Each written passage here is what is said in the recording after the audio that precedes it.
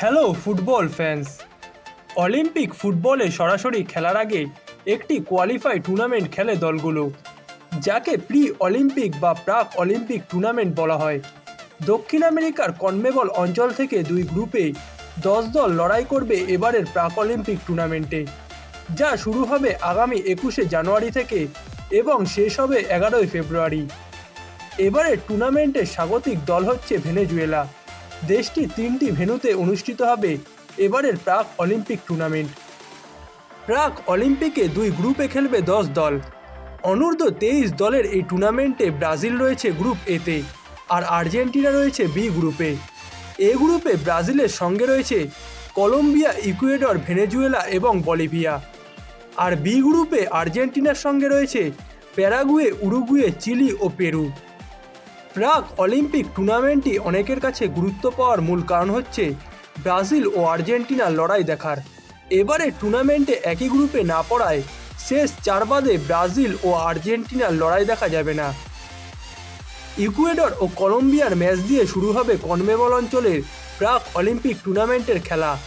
আর্জেন্টিনার প্রথম ম্যাচ 22শে জানুয়ারি প্যারাগুয়ের বিপক্ষে। এরপর 25শে জানুয়ারি পেরুর মুখোমুখি হবে মেসি, ডিমারিয়াদের উত্তরসূরিরা। 31শে জানুয়ারি চিলি এবং 3ই ফেব্রুয়ারি উরুগুয়ের বিপক্ষে খেলবে আর্জেন্টিনা। অন্যদিকে ব্রাজিল তাদের টুর্নামেন্ট শুরু করবে 24শে জানুয়ারি বলিভিয়ার বিপক্ষের ম্যাচ দিয়ে। এরপর কলম্বিয়ার বিপক্ষে 27শে জানুয়ারি খেলবে সেলেসাওরা। ইকুয়েডরের বিপক্ষে 30শে জানুয়ারি এবং স্বাগতিক ভেনেজুয়েলার বিপক্ষে 2রা ফেব্রুয়ারি খেলবে ব্রাজিল। গ্রুপ পর্ব পার করতে পারলে শেষ 4-এ মুখোমুখি হবে আর্জেন্টিনা ও ব্রাজিল। গ্রুপ পর্বে শীর্ষ 2 দল উঠবে শেষ 4-এ। সেখানে 4 দলই একে অপরের মুখোমুখি হবে। ফলে আর্জেন্টিনা ও ব্রাজিল যদি তাদের নিজ নিজ গ্রুপে সেরা 2 থেকে শেষ 4-এ উঠতে পারে, তাহলে তাদের দেখা হবে সেখানে। শেষ 4-এ শীর্ষ 2 দল কোয়ালিফাই করবে সামার অলিম্পিকের জন্য। এবারের অলিম্পিকের আসরটি বসবে ফ্রান্সের প্যারিসে, যেখানে 26শে জুলাই মাঠে গড়াবে এবারের আসর এবং শেষ হবে 11ই আগস্ট।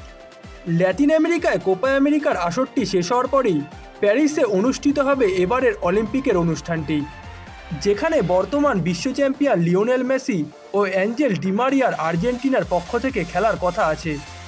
যদি আর্জেন্টিনার অনূর্ধ্ব 23 দল এই টুর্নামেন্টটির জন্য কোয়ালিফাই করতে পারে, তবে ডিমারিয়াকে দেখা না গেলেও লিওনেল মেসিকে আবারও অলিম্পিক প্রতিযোগিতাতে খেলতে দেখা যেতে পারে।